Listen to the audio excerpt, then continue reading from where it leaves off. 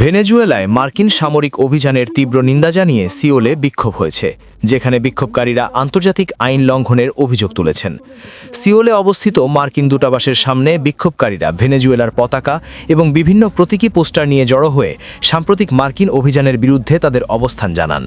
বিক্ষোভের মাঝে একজনকে ডোনাল্ড ট্রাম্পের মাস্ক পরে এবং হাতে রাইফেল নিয়ে একটি তেলের ড্রামের উপর বসে থাকতে দেখা যায়, যা ভেনেজুয়েলার প্রাকৃতিক সম্পদ দখলের প্রতীক হিসেবে উপস্থাপন করা হয়েছে। বিক্ষোভকারীরা অবৈধ দখলাধিকার এবং বিশ্বশান্তি বিনষ্টের বিরুদ্ধে উচ্চস্বরে স্লোগান দেন। এটি আন্তর্জাতিক আইনের সুস্পষ্ট লঙ্ঘন। জাতিসংঘ সনদের ২-৪ অনুচ্ছেদ অনুযায়ী যে কোনো দেশের শক্তি প্রয়োগ নিষিদ্ধ। যদিও কোনো সশস্ত্র আক্রমণ করা হয়নি, তবুও আগ্রাসনের মাধ্যমে একটি দেশের সার্বভৌমত্ব ক্ষুণ্ণ করা হয়েছে, যা অপরাধের শামিল। বক্তারা একে একে ভিড়ের উদ্দেশ্যে ভাষণ দেন এবং প্রেসিডেন্ট নিকোলাস মাদুরো ও ফার্স্ট লেডি সিলিয়া ফ্লোরেসকে আটকের ঘটনায় আন্তর্জাতিক সম্প্রদায়ের নীরবতার সমালোচনা করেন। তারা দাবি করেন যে এই ঘটনার জবাবদিহিতা না থাকলে তা ভবিষ্যতে বিশ্ব কূটনীতি এবং জাতিসংঘ সনদের জন্য হুমকির স্বরূপ। মনে হচ্ছে অনেকেই এই আন্তর্জাতিক আইন লঙ্ঘনের বিষয়ে মুখ খুলছেন না বা জবাবদিহিতার দাবি তুলছেন না। এ কারণেই আজ আমি মার্কিন দূতাবাসের সামনে এসেছি ট্রাম্পের পদক্ষেপের নিন্দা জানাতে এবং ভেনেজুয়েলার সার্বভৌমত্ব ও জাতিসংঘ সনদ সমুন্নত রাখার আহ্বান জানাতে। বিক্ষোভ চলাকালীন তাদের হাতে ভেনেজুয়েলার পাশে দাঁড়াও এবং ল্যাটিন আমেরিকায় ট্রাম্পের দখলাধিকার মানি না লেখা সম্বলিত প্ল্যাকার্ড দেখা যায়। বিক্ষোভকারীদের দাবি, ওয়াশিংটন মাদক সন্ত্রাসবাদের আক্ষেপ তুলে আসলে দক্ষিণ আমেরিকার খনিজ সম্পদের উপর আধিপত্য বজায় রাখতে চাইছে। যুক্তরাষ্ট্র ভেনেজুয়েলায় হামলা চালিয়ে প্রেসিডেন্ট মাদুরো ও তার স্ত্রীকে অপহরণ করেছে শুনে আমি গভীরভাবে স্তম্ভিত। এই পদক্ষেপ ভেনেজুয়েলার জনগণের আত্মনিয়ন্ত্রণের অধিকার লঙ্ঘন করে এবং ল্যাটিন আমেরিকায় আধিপত্য বজায় রাখতে মার্কিন সামরিক শক্তির এক ন্যাক্কারজনক ব্যবহার। যুক্তরাষ্ট্র ভেনেজুয়েলায় হামলা চালিয়ে প্রেসিডেন্ট মাদুরো ও তার স্ত্রীকে অপহরণ করেছে শুনে আমি গভীরভাবে স্তম্ভিত।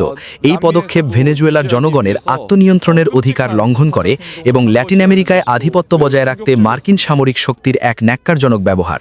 মাদুরোর শাসন নিয়ে বিতর্ক থাকলেও বিক্ষোভকারীরা জোর দিয়েছেন যে বিদেশি হস্তক্ষেপ কোনো সমাধান নয়। তারা মনে করেন ভেনেজুয়েলার অভ্যন্তরীণ রাজনৈতিক সিদ্ধান্ত দেশটির জনগণের হাতেই থাকা উচিত এবং ওয়াশিংটনের সামরিক শক্তির মাধ্যমে তা নির্ধারিত হওয়া গ্রহণযোগ্য নয়। এটি সত্য যে প্রেসিডেন্ট মাদুরো কর্তৃত্ববাদী ছিলেন এবং গণতান্ত্রিক অধিকার সংকুচিত করেছিলেন, তবে তাকে অপসারিত করা হবে কিনা তা ভেনেজুয়েলার জনগণের সিদ্ধান্তের বিষয়। এই প্রক্রিয়ায় বিদেশি শক্তির হস্তক্ষেপ মেনে নেওয়া যায় না। বিক্ষোভটি ভেনেজুয়েলা থেকে হাত তোলো স্লোগানের মধ্য দিয়ে শেষ হয়। এরই মধ্যে দক্ষিণ কোরিয়া সরকার পৃথক এক বিবৃতিতে কূটনীতি এবং আলোচনার মাধ্যমে স্থিতিশীলতা ফেরার আহ্বান জানিয়েছে। ল্যাটিন আমেরিকা থেকে শুরু করে ব্রিক্স দেশগুলো পর্যন্ত বিশ্বজুড়ে যে নিন্দার ঝড় উঠেছে, সিওলের এই বিক্ষোভ তারই একটি অংশ। আমাদের সাথেই থাকুন এবং পরবর্তী নিউজগুলো পেতে আমাদের চ্যানেলটি সাবস্ক্রাইব করুন এবং লাইক, কমেন্ট, শেয়ার করুন।